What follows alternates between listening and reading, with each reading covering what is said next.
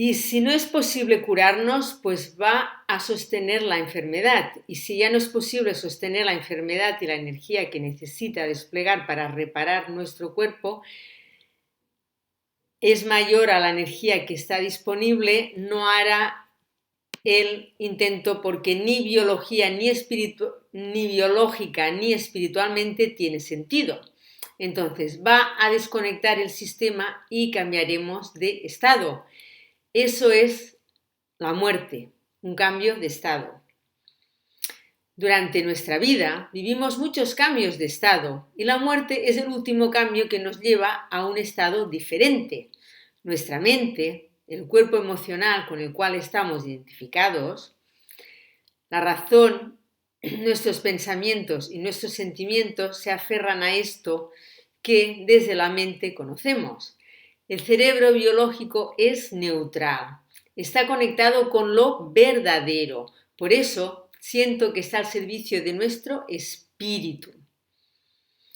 Hay una frase que suelo escuchar: eres médica, ya te es indiferente la muerte de un paciente. No me es indiferente. ¿Cómo va a serlo? Solo que aprendí que hay momentos donde no podemos intervenir más, donde necesitamos soltar y aceptar. Y como médicos, acompañar una decisión que no vamos a comprender jamás con la razón y menos con el corazón.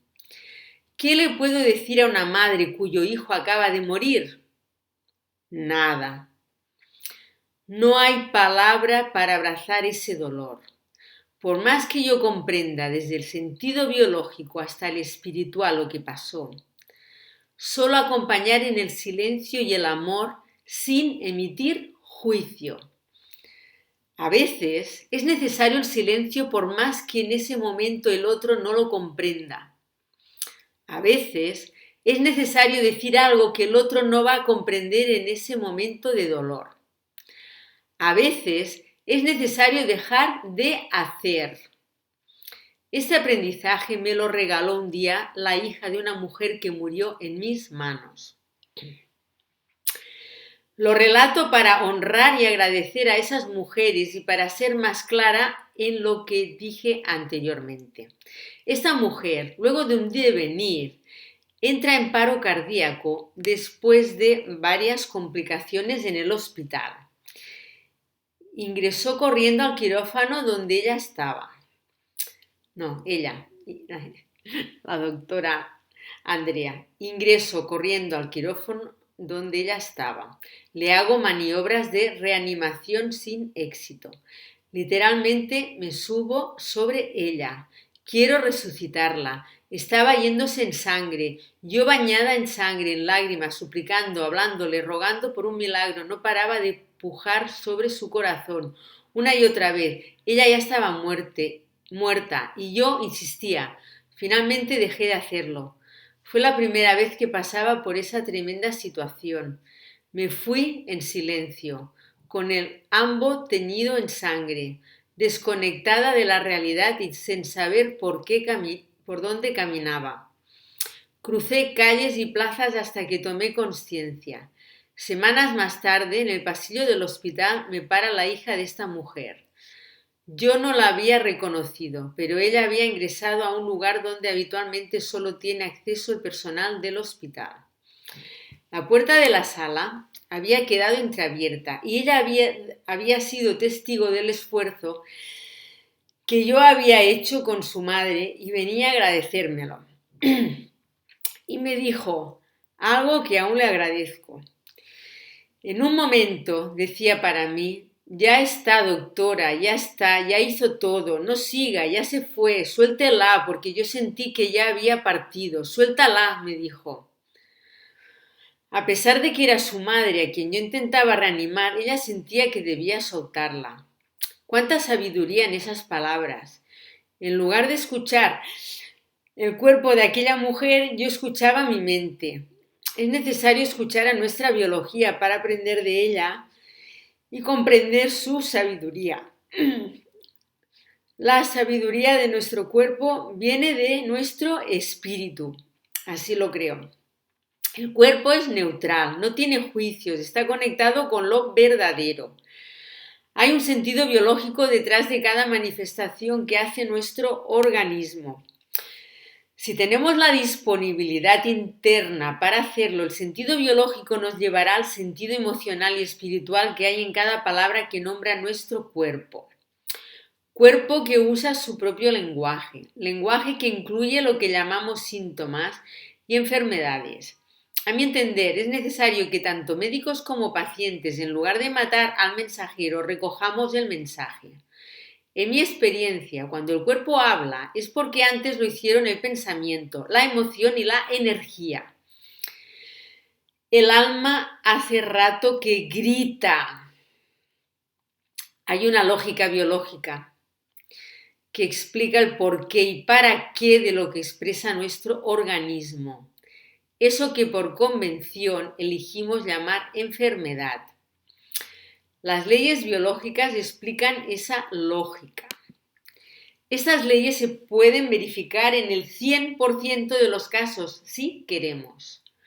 La ciencia curativa germánica es la primera medicina que plantea que la enfermedad no es un error, sino una respuesta biológica sensata de nuestro organismo, que esa respuesta es perfecta y que el origen de esa manifestación está dirigido por el cerebro. Antes de ir a estas leyes, es necesario saber que las leyes biológicas del Dr. Hammer no contemplan las intoxicaciones, los accidentes ni los envenenamientos.